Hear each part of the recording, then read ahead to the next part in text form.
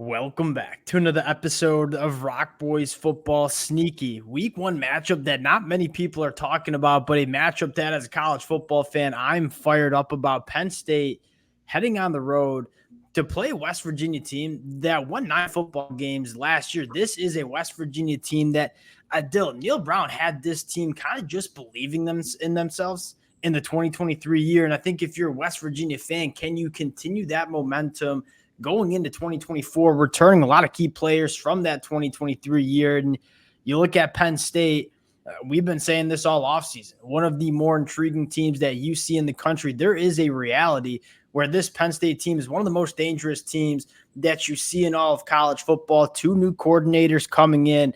Coach Koldenicki, guy that we are fired up about to run this offense. Excited to get into a few key matchups that we'll see in this game, give you guys some of our picks. Before we do, and as always, just want to say thank you to you guys. And it is getting into game prediction season. You guys know what that means. Get in the comment section. Let us know how you guys are feeling about this matchup. Key players, score predictions. We'll chop it up down there. If y'all do enjoy the content, consider subscribing to the channel. And Dill, without further ado, let's get into this matchup. And I want to start with West Virginia's offense going up against a Penn State defense where you look at this matchup and say it is 2 kind of heavyweights going head to head. You look at this West Virginia offense, they want to run the football. A lot ran the football 62% of the time last year. That was 6th most in the country, 5.2 yards per carry, top 15 in the country. This was one of the better rushing attacks that we saw in all of college football. You take a look at the Penn State defense, only 2.2 yards per carry allowed. That was number 1 in the country. You got to think that the first storyline in this matchup is, can West Virginia get the running game going against the Penn State front 7 that is one of the best in the country? And I get West Virginia's going to want to run the ball. Why wouldn't they? And that certainly will be something to watch for. But at the end of the day, I don't see a world where if you're not very balanced and you're playing a defense as good as West or Penn State is, I just don't see how you do that consistently. And again, Michigan, a little bit last year, was able to run the ball, but that was more or less rattling off about 2 big plays that kind of changed that, and Penn State's defense or offense not being able to do anything. I don't really see a world unless Garrett Green kind of plays like you saw him playing games like Baylor, where he's very efficient, hitting the throws he's supposed to hit, doing a good job managing the game from a running game perspective and keeping the ball when he's supposed to.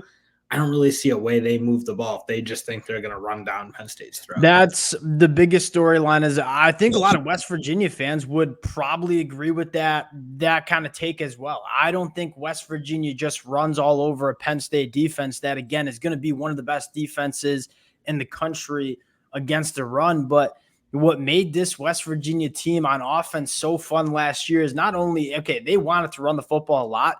When they decided to throw the football, it was attacking the deeper third, hitting explosive plays.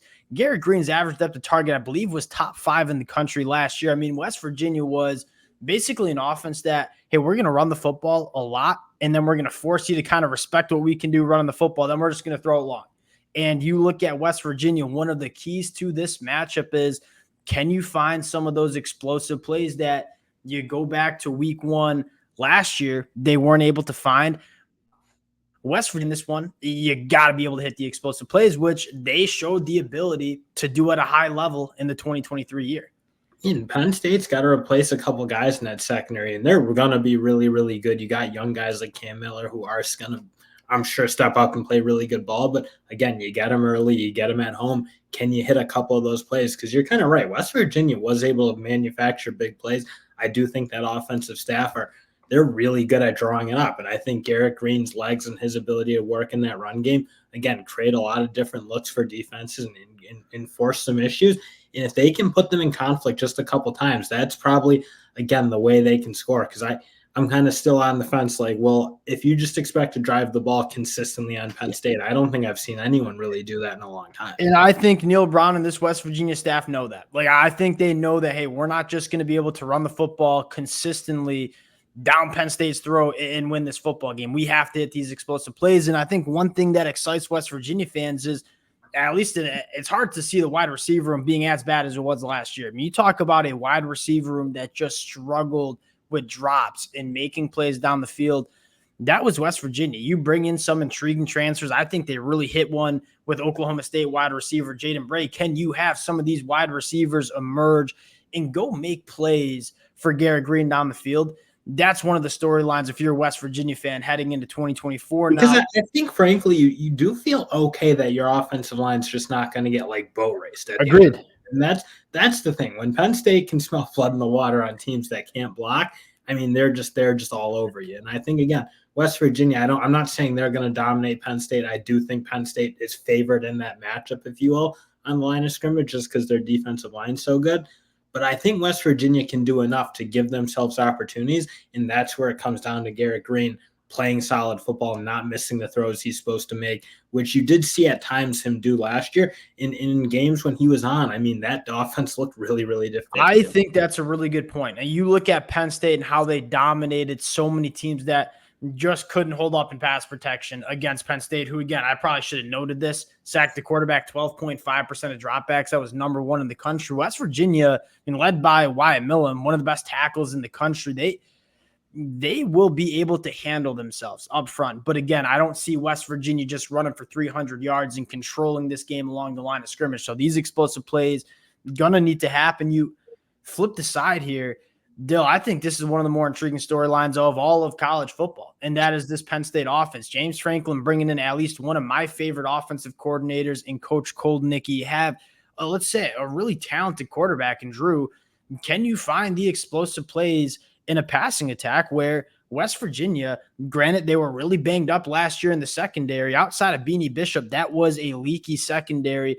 We know West Virginia or Penn State is going to want to run the football. My thing that I'm going to be looking at for this Penn State team, not only in this game, but for the 2024 season, hey, can we attack the deeper third and hit some explosive plays in this passing attack? Because you make no mistake about it, that's how this Penn State team turns from just a really solid 10-win team to a team that can really make some noise in the college football playoffs. Yeah, I'm kind of with you. I think Penn State probably could play the way they played last year in terms of just trying to run and smash it and do that thing.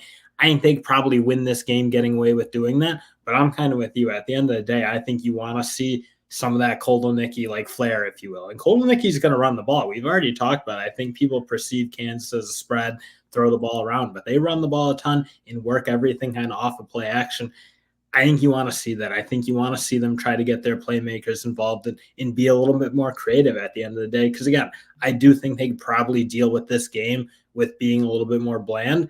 But at the end of the day, everyone knows that Penn State can't be what they should be if they can't get this offense going a little bit. Yeah, and one thing that Coach Koldnicki, I think, does extremely well is really put a secondary in a pickle. I mean, you saw he just wreaks havoc on opposing safeties in terms of all the pre-snap motion and the different looks that you're going to give.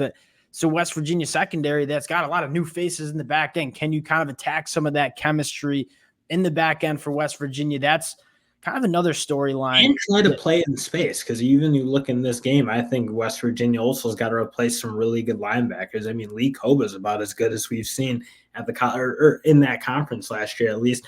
I think they're going to have some work to do, and that's where, again, Penn State, I mean, they'd be running into the teeth, frankly, of what West Virginia wants to do. I think their defensive line, especially in that interior, is good. It's deep. It's a veteran group.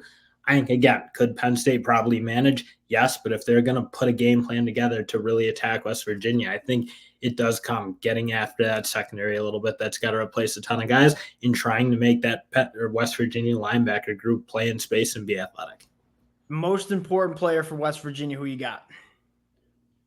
I think it's Garrett Green. At the end of the day, when Garrett Green was on and throwing the ball effectively, that offense was so good. And I mean, I know that's very cliche, but I do think if he just notches up his efficiency a little bit, like there's a lot of wood to chop for this West Virginia offense that was pretty good last year to get really kind of dangerous. I'm kind of with you. And I would probably just add Jaheim White and CJ Donaldson, because I do think running the football at least somewhat effectively, you're going to need to be able to do, because you do not want to live in a third and long situation against this Penn State front seven that has one of the best pass rusher units that you see in the country.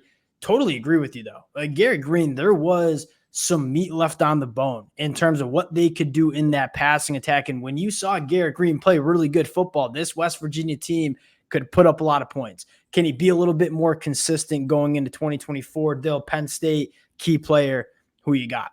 I'm just going to say the wideout room. And I think we probably say this for forever. And again, is it the key player in this game? Maybe not. But at the end of the day, I fully expect Penn State to win this football game.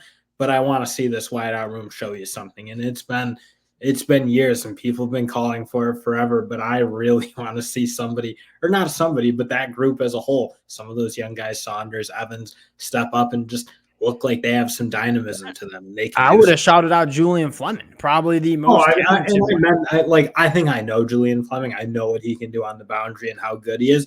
But I think I want to see some of the young guys really start to emerge and develop the way I think. Do we know how good Julian Fleming is? Because I don't think we got to see enough of him at Ohio State. This is a guy that I think can bring a lot more juice to this Penn State offense than a lot of people perceive. I think this notion of Julian Fleming is kind of a 5-star washout. I look at Julian Fleming and say he's just behind some really good wide receivers at Ohio State. I think he can be a true wide receiver one for Penn State. You kind of already gave away your game pick. They'll 10.5 points. Penn State on the road in Morgantown. It's going to be an electric environment. Who you got? I don't necessarily love the line per se. I probably do lean Penn State just because I see it as kind of difficult for what is West Virginia going to do to steadily move this ball, and can they prevent allowing some of those big plays on the defensive side for Penn State? I think Penn State's going to make them, and when that happens and you get Garrett Green backed up, I feel like he's a bit mistake prone. So I lean Penn State for sure, but I don't love that line, especially in Morgantown where it's going to be chaotic. It's going to be hard for, I think, Penn State's offense to really be clicking on all cylinders. I do lean Penn State. One of the questions you have is this is a very new offense. Like this Coach Koldenicki offense is going to look a lot different. How quickly can this offense for Penn State find the rhythm on the road against a West Virginia team that, again, won 9 football games last year? I'm going to go Penn State as well.